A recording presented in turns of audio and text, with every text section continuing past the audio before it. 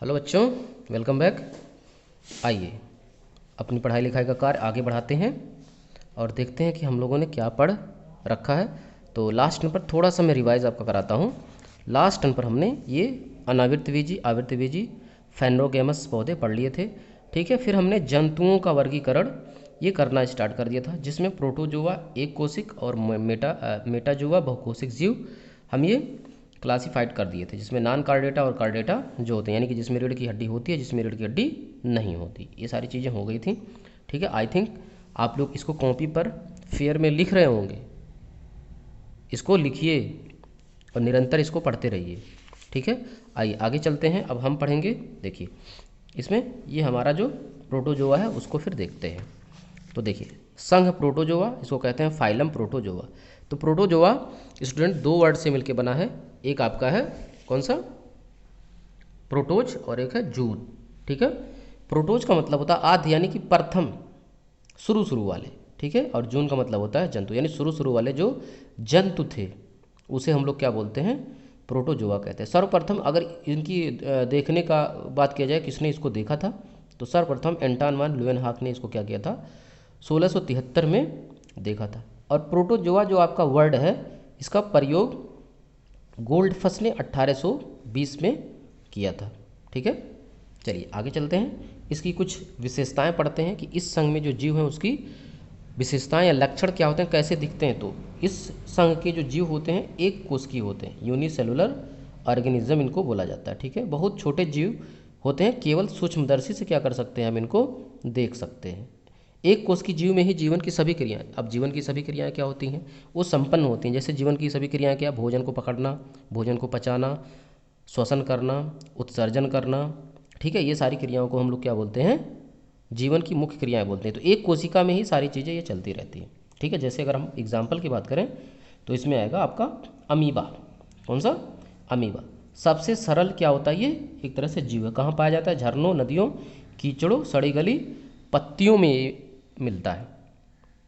ठीक है, इसकी कुछ जातियां मनुष्यों में क्या होती हैं, पाई जाती हैं। जैसे मान लीजिए कि अमीबा के बाद अगर आता है तो एंट अमीबा की हम बात करते हैं।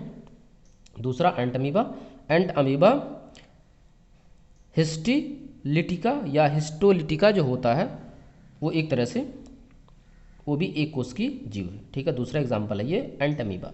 ठीक है, आइए देखते हैं। बड़ी आंत में परजीवी के रूप में पाया जाता है। आप कहेंगे परजीवी क्या है, तो परजीवी वो होता है जो जीवों के ऊपर रहकर उनको नुकसान पहुंचाता है, उनसे भोजन प्राप्त करता है, उसे परजीवी कहते हैं।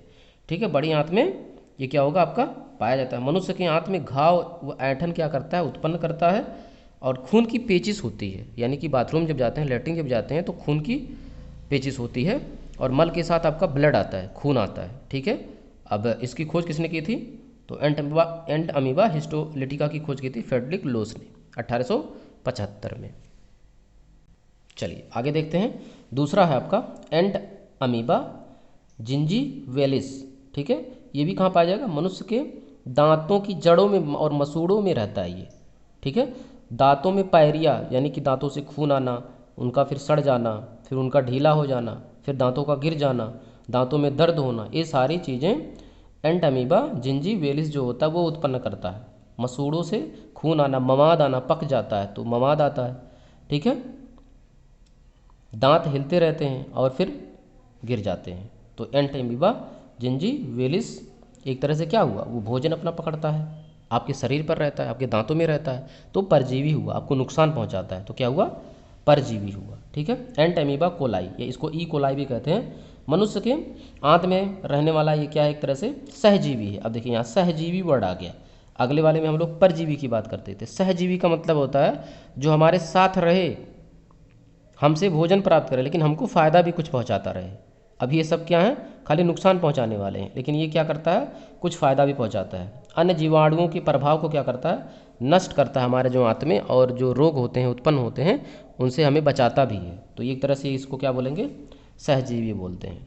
आपका जो तीसरा है एग्जाम्पल वो है यूग्लिना। ये भी एक कोशिकीय जीव है। कहाँ पाया जाता है, तालाब, पोखरे, गड्ढों में जो साफ जल होगा उसमें मिलता है। पानी के ऊपर हरे रंग का क्या करता है, एक तरह से परत बना करके ये रहते हैं। ठीक है, चौथा है आपका एक कोशिकीय में ही, यानी प्रोटोजोआ में ही हम बात कर रहे हैं, पैरामीशियम है। ठीक है, नदी तालाब के स्वच्छ जल में पाया जाता है। असंख्य इसके ऊपर क्या होते हैं, रोम होते हैं। इसके जो स्ट्रक्चर को देखेंगे तो इसके स्ट्रक्चर में असंख्य क्या होंगे, इस तरह से इसके ऊपर रोम पाए जाते हैं, जैसे इसीलिया कहा जाता है। और उससे क्या होता है, शरीर इसका ढका रहता है पूरी तरह से। आधार पर कोशिका मुख और जो मुख होता है और ग्रसनी होती है, ग्रसनी माने भोजन ग्रहण करने का जो एक तरह से नली है उसे ग्रसनी हम लोग बोलते हैं। ठीक है, गले के पास आप अगर पकड़ेंगे तो आपको पता चलेगा वही ग्रसनी एक तरह से है। ठीक है, वो कहाँ होता है, इसमें नीचे की तरफ, ये इधर होता है। ठीक है, ओके। अब इसको इतना आपको क्या करना है, लिखना है और लिख करके फिर ग्रुप में भेजना है। Thank you.